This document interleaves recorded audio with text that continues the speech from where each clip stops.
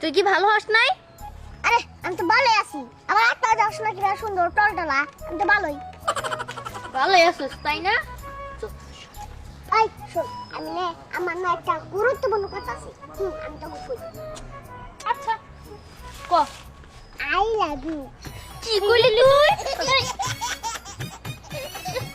থু, এত বাজে গন্ধ, এত বিড়ির গন্ধ।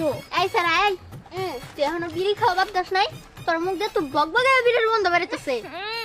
আরে আমি তো এখন বিড়ি খাই না, মানে ওই যে একটু মশলা টশলা আছে না, রুজুনে মিশিয়ে খাই ওটা। এই মিথ্যা কথা কস।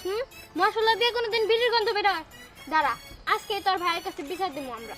কি কুইয়া দিবি? খারা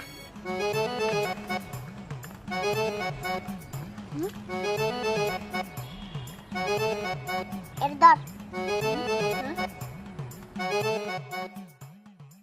রাত কাছেন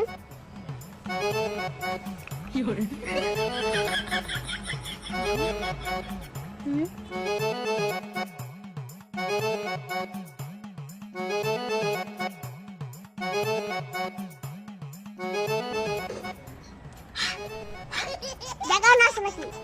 কই নাই তো, এখন তো পেস্টের গন্ধ আসতেছে। আরে ও তো হিটলারের থেকে ওর মাথায় বেশি বুদ্ধি আছে, বুঝতে পারছস? ঠিক আছে যা, তোর ভাইরে কেমনে করে বুঝাইতে হয় যে তুই বিড়ি খাস সেটাও আমরা দেখে নেব। ভাই এখন বিশ্বাসও করবো না, যাও। হ্যাঁ পরি, মানুষ বিড়ি খাইলে খায় চুইংগাম, আর ও সাথে পেস্ট রাখে দাঁত মাজার জন্য, যাতে পেস্টের গন্ধ বের হয়। এই চুপ কর, শুন শুনাই কি? I love you. এই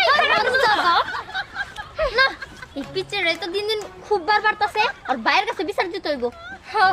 এর আগের বার ওর কি ভাই কেমন করে শাসন করছে যে এখন পর্যন্ত বিড়ি খায়। আজকে ওর ভাইয়ের সাথে দেখা হইলে সবকিছু করা লাগবো। চল একবারে। এই কি রে? দাঁড়া। এই তোরা সামনে একটু দেখছস? দেখবো না, এখন এই মুহূর্তে আই লাভ ইউ করে তারপরে গেল। কি? আর জানোস ও এখন পর্যন্ত বিড়ি খায়। কস কি এখনো বিড়ি খায়? এখনো বিড়ি খায়, আর আরে ওর না, না। একটা টেকনিক আছে।